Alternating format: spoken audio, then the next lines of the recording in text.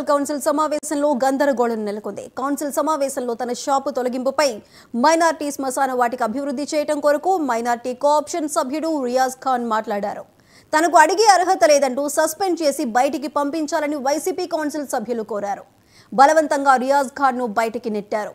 దీంతో రియాజ్ ఖాన్ నిరసన వ్యక్తం చేశారు. సమావేశంలో తమ సమస్యలను అడిగితే తప్పేంటంటూ ప్రశ్నించారు.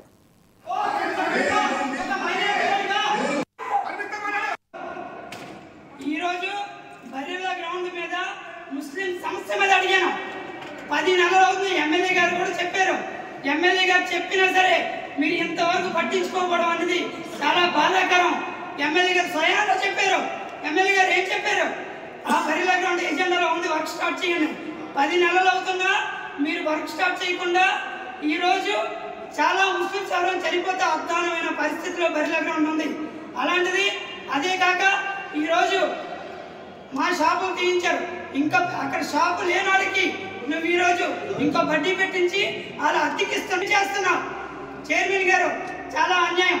ఈరోజు ఇందిరమ్మ కాలనీలో జరుగుతున్నటువంటి అన్యాయాలు, అరాచకాలు ఈరోజు మీ ఆధ్వర్యంలోనే జరుగుతున్నాయి.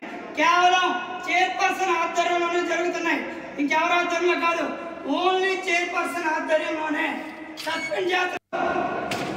ఈరోజు బర్రెల గ్రౌండ్ మీద ముస్లిం సమస్య మీద అడిగాను. 10 నెలలు అవుతుంది. ఎమ్మెల్యే గారు కూడా చెప్పారు. ఎమ్మెల్యే గారు చెప్పినా సరే మీరు ఇంతవరకు పట్టించుకోకపోవడం అనేది చాలా బాధాకరం. ఎమ్మెల్యే గారు స్వయంగా చెప్పారు. ఎమ్మెల్యే గారు ఏం చెప్పారు? ఆ బరిలా గ్రౌండ్ ఎజెండాలో ఉంది, వర్క్ స్టార్ట్ చేయండి. 10 నెలలు అవుతున్నా మీరు వర్క్ స్టార్ట్ చేయకుండా ఈరోజు చాలా ముస్లిమ్స్ ఎవరైనా చనిపోతే అద్దానమైన పరిస్థితిలో బరిలా గ్రౌండ్ ఉంది. అలాంటిది